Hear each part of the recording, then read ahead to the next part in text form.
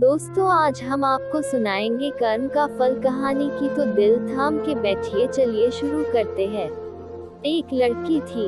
वो बड़ी सुंदर थी। शरीर उसका पतला था, रंग गोरा था, मुखड़ा गोल था, बड़ी बड़ी आंखें कटी हुई अंबियों जैसी थी, लंबे लंबे काले काले बाल थे।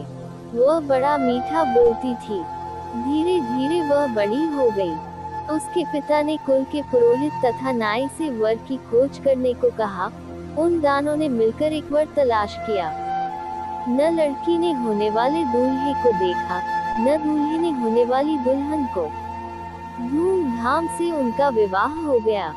जब पहली बार लड़की ने पति को देखा तो उसकी बदसूरत शक्ल को देखकर वह बड़ी दुखी हुई। इसके विपरीत लड़का सुंदर लड़की को देखकर फूला न समाया।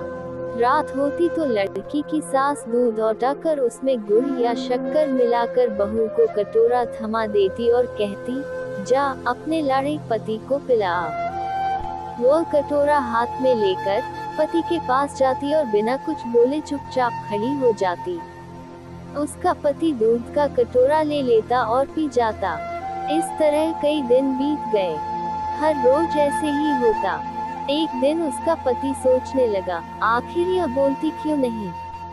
उसने निश्चय किया कि आज इसे बुलवाए बिना मानूंगा नहीं। जब तक यह कहेगी नहीं कि लो दूध पी लो, मैं इसके हाथ से कटोरा नहीं लूंगा।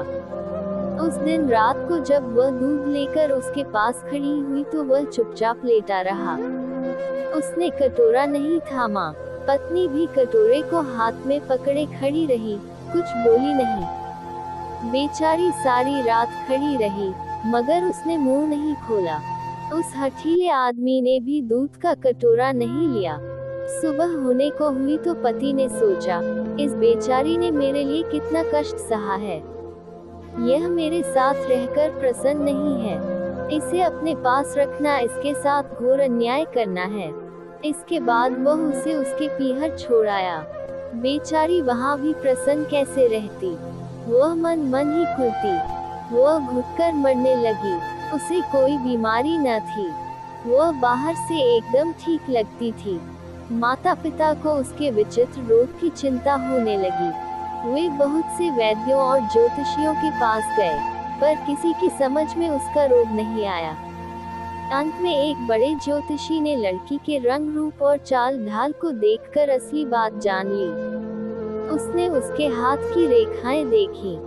ज्योतिषी ने बताया, बेटी, पिछले जन्म में तूने जैसे कर्म किए थे, तुझे ठीक वैसा ही फल मिल रहा है।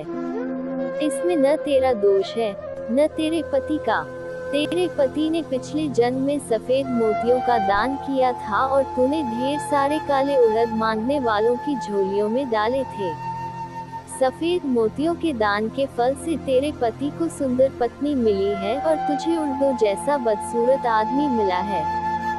ऐसी हालत में तेरे लिए यही अच्छा है कि तू अपने पति के घर चली जा और मन में किसी भी प्रकार की बुरी भावना लाए बिना उसी से संतोष कर जो तुझे मिला है, और आगे के लिए खूब अच्छे अच्छे काम कर।